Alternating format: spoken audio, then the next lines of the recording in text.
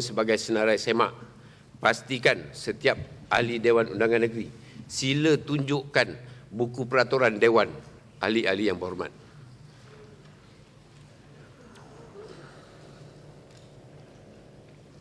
Ada yang tak ada ni. Jika tidak ada, sila dapatkan daripada pihak pengurusan Dewan.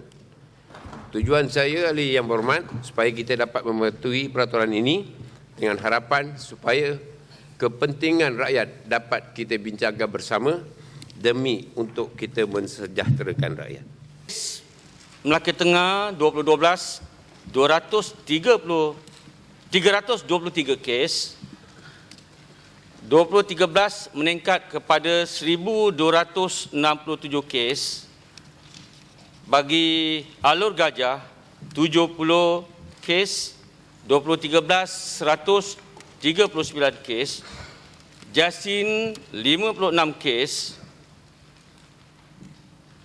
dan 2013 99 kes. Bagi kesemua daerah tadi, bagi tahun 2012 tiada kematian. Namun amat mengejutkan kita, bagi tahun 2013 di Melaka Tengah saja berlaku 7 kematian, manakala Jasin 2, keseluruhannya 9 kematian. Bagi jawapan B, bagi tahun 2013 tiada lokaliti hotspots. Maksudnya wabak yang berlanjutan lebih dari 30 hari yang berlaku di negeri Melaka. Bagi jawapan C, langkah-langkah yang diambil untuk membasmi dan mengawal wabak demam denggi dari terus merebak dan meragut lebih ramai lagi nyawa manusia adalah seperti berikut.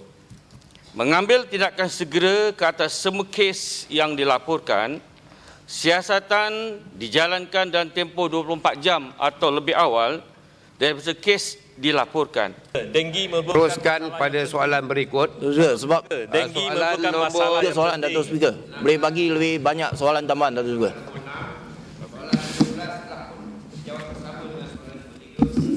Saya persilakan soalan yang ke-18. Yang berhormat Datuk Speaker, soalan 18.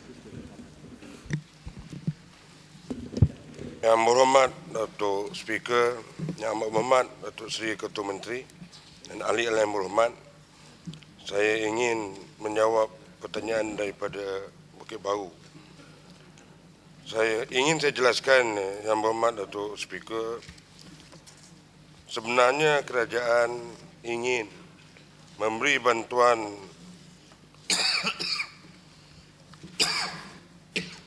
khas awal persekolahan ini kepada semua sekolah. Di Melaka juga gitu, kita bagi pada semua sekolah, semua pelajar. Yang tidak dapat ini, terutamanya sekolah agama rakyat rendah dan menengah ini, ialah yang tidak berdaftar dengan kerajaan. Untuk kepentingan umum, izinkan saya menjelaskan mengenai pemberian bantuan khas awal persekolahan bagi tahun 2014 ini. Yang berhormat Datuk Speaker, pada 25 Oktober 2013, Yang amat berhormat Perdana Menteri merangkap Menteri Kewangan semasa membentangkan bajet tahun 2014 telah meluluskan peruntukan sejumlah 540 juta ringgit untuk pemberian bantuan khas awal persekolahan 1 Malaysia kepada murid tahun 1 hingga tahun 5 bagi sesi persekolahan tahun 2014. Bagi sekolah-sekolah di bawah Kementerian Pendidikan Malaysia di negeri Melaka, agihan peruntukan bantuan khas awal persekolahan 1 Malaysia mengikut daerah adalah seperti berikut. 1. Sekolah rendah daerah Melaka Tengah seramai 48,828 orang murid yang berjumlah 4,882,800 ringgit telah pun diberikan. Yang keduanya, sekolah rendah daerah Alur Gajah seramai 19,744 orang murid yang berjumlah 1,974,400 ringgit. Yang ketiga, sekolah rendah daerah Jasin seramai 13,620 orang murid yang berjumlah 1,382,200 ringgit. Dan jumlah keseluruhan bagi sekolah rendah ialah seramai 82,900 192 orang dengan jumlah bayaran sebanyak RM8,219,200. Yang keempat, sekolah menengah daerah Melaka Tengah seramai 40,385 orang murid dengan jumlah bayaran RM4,038,500. Yang kelima, sekolah menengah daerah Alor Gajah seramai 17,079 orang murid dengan jumlah bayaran RM1,707,900. Yang keenam, sekolah menengah daerah Jasin seramai 13,380 orang. Flagship yang memberi keutamaan kepada masyarakat di dalam bandar, di pinggir bandar dan juga terutamanya di luar bandar. 12 bidang berkenaan ataupun flagship berkenaan adalah: pertama, untuk makluman yang berhormat Rumbia, e-community, e-niaga, e-kerajaan, e-pendidikan, e-pelancongan, e-politik pun ada, e-belia, e-kesihatan, e-keselamatan, e-media, e-wanita dan e-masjid. Untuk makluman Datuk Speaker, pada setiap tahun sebanyak 100 program disasarkan dan ini melibatkan 4,000 orang peserta latihan, di mana di dalamnya 70% sasaran adalah kepada masyarakat di luar bandar. Selain itu, Jabatan Ketua Menteri juga turut menyediakan kemudahan infrastruktur broadband berinternet wireless lagi di kawasan-kawasan luar bandar seperti penubuhan telecenter, iaitu sebuah makmal yang mengandungi 8 buah komputer yang dilengkapi dengan kemudahan internet. Datuk Speaker, sehingga Januari 2014, dari daftar yang kita ada seramai 72,516 orang peserta telah dilatih. Dan ini adalah kurang lebih 9% daripada jumlah rakyat di negeri Melaka. Dan program ini akan diteruskan dari semasa ke semasa dalam usaha untuk membentuk satu program pembelajaran sepanjang hayat, manakala modul latihan sentiasa ditambah baik. Tak ada, bila kena pergi dekat. So kita nak tahu pusat internet itu berapa dia coverage dia, internal ke ataupun outside lah kan. Jadi berapa, kadang-kadang dia punya coverage dalam 100 meter. Jadi itu kadang-kadang dia kata ada pusat internet tapi tak boleh dapat internet, dia kata. Jadi di situ kita perlukan penjelasan sama ada jalur lebar internet ini internal ataupun dekat luar. Terima kasih. Datuk Speaker, ini soalan cukup hebat ni, Datuk Speaker, seolah-olah nak menguji sama ada Ketua Menteri ni faham ke tak faham.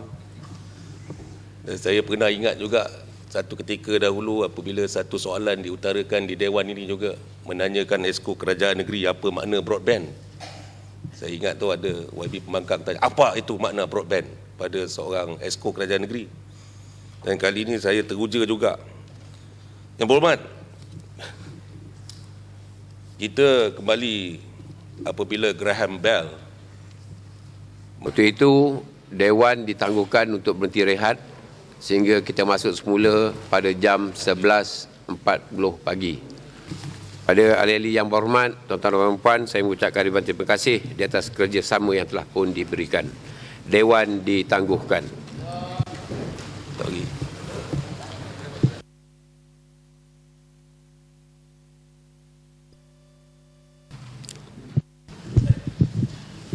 Yang berhormat Datuk Wira Speaker, terima kasih. Saya bangun bagi dalam sesi ucapan penangguhan yang bertajuk Membina Negara Bangsa. Yang berhormat Datuk Wira Speaker, negara membina perkataan lawannya adalah meruntuh. Membina membawa maksud membangunkan dari satu tahap yang dahulunya ke satu tahap yang baru ke arah lebih baik. Dan hari ini kerajaan kita menggunakan perkataan itu sebagai transformasi. Negara membawa maksud satu wilayah tertentu yang didiami oleh sesuatu bangsa dan mempunyai institusi pemerintah yang berkesan. Kompeten, satu tahap lagi consciously competent, dan yang paling tinggi adalah unconsciously competent, di mana kita di Melaka itu adalah business as usual, tetapi orang luar Melaka datang lihat kita, wow, hebatnya orang Melaka. Itu yang kita nak. Saya tahu maksud yang berhormat. Walaupun perkara itu kecil, tetapi memberi impak yang besar kepada tetamu-tetamu yang ada. Tetapi yang berhormat, nak berlaku senario seperti itu, ia memerlukan satu masa yang panjang. Kerana kita bercakap tentang perubahan tangga budaya. Dan perubahan tangga budaya ini, ia memerlukan pengetahuan dan pelibatan semua pihak. Jadi kalau satu tangan kita bekerja kuat, satu tangan lagi kata 3 orang mati kebuluh dekat Durian Tunggal ni, tuan-tuan tahu tak? Buruknya Melaka, mana nak jadi? Sedangkan kebuluran tak berlaku kat Durian Tunggal. Ini masalah besar kita. Kita jalan ke depan, ada orang tarik belakang. Nelayan-nelayan tadi tangkap udang, masuk ketam dalam bakul, satu ketam sudah naik mau keluar, ada ketam lain sudah tarik turun. Ini orang datang kadang-kadang pakai sokok putih, kadang-kadang pakai macam orang baik, kadang-kadang ada janggut panjang. Cakap dekat orang kampung percaya. Cukup susah kita nak bagi apa yang berhormat harapkan tadi. Yang berhormat, saya bayangkan dalam program Melaka Maju fasa kedua, hasrat kita satu hari nanti ialah orang Melaka adalah orang yang berada dalam sebuah negeri maju, yang kalau ada sampah di tangannya, dia lebih rela mengotorkan saku koceknya daripada mengotorkan alam sekitar. Dan orang Melaka pada ketika itu, kalau jumpa barang-barang yang kehilangan, misplaced item, akan memulangkannya kembali kepada the rightful owner. Ini semangat kita untuk jadikan orang Melaka pada masa depan. Yang berhormat kata, bila mereka datang ke Melaka, kondusifnya Melaka ini, persekitarannya, Melaka adalah a great place to live in. Dan dia termasuk dalam ciri-ciri Melaka Maju fasa kedua yang sering saya sebutkan. Yang pertama adalah produk dan perkhidmatan yang berkualiti, yang menjangkaui kehendak pelanggan-pelanggan. Yang kedua, sistem dan mekanismenya tak ada diskriminasi. Tak pilih ini BN kah, DAP kah, PAS kah, tak ada. Consistently serve right to meet the expectation of the customers. Always, consistently, istiqamah. Dan yang ketiga, persekitaran yang kondusif, yang sentiasa menggamit mereka datang ke Melaka. Datang Melaka, tengok bunganya bersih, orangnya senyum lebar walaupun tak handsome sangat, duduk kedai bercakap mesra dan sebagainya. Ini conducive environment that whoever comes to Melaka will feel like Melaka is a great place to live in.